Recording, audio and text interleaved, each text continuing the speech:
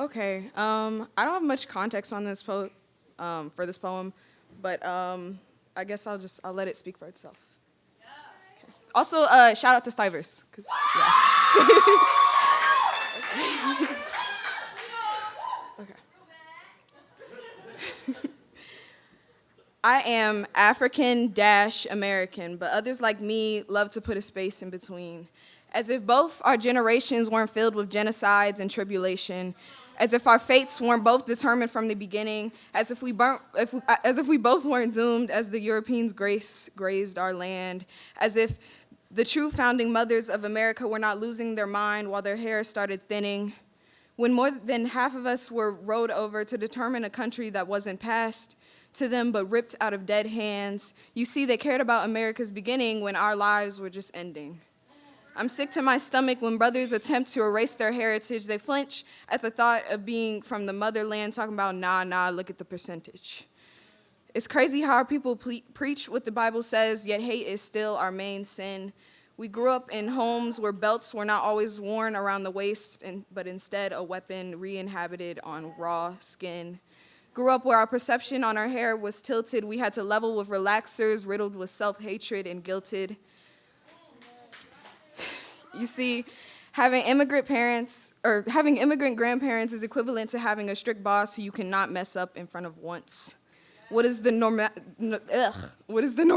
in my home disagrees with what is tradition to my grandfather. I was conditioned to hold doors open, taught to tear through societal norms and be accepting, forced to work in the yard with my boy shorts, practically raised outside in the sun, I'd lay, allowed to express my masculine tendencies, shooed away from the kitchen and told to go play.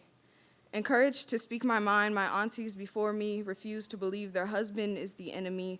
Our men need to do better, but they need proof. Their golden complexion and prayer never shields them from the truth.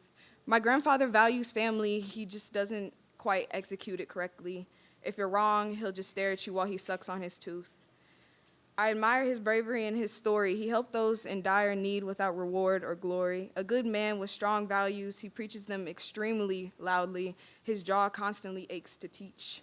He builds an institution in Liberia right now as I speak, so that opportunity can at last reach those who need to pray or speak their mind. You see, religion in my country is inevitable. Through the foundation this institute is rooted from is bleached white underneath. We dance on top of their definition of liberty and thrive through our strong beliefs. Smiling brown faces hold brown bowls of food, fundily despaired and rich. And don't you forget, before the colonists grazed our land, we count our piles and speak our tongue before they went and snatched up all of our young and old and innocent. Before their world became black and white, everything was just golden. Kinky-haired and lappa skirts hold happiness in each individual stitch. The practice of religion is seeped in my family tree, except here it's like an illness or a disease. They infect each other with lies. Nobody cares to correct them, and nobody tries. Like traditional Catholicism, the rituals are strict and performed in a line. According to them, I am running out of time. I am malfunctioning. I don't care.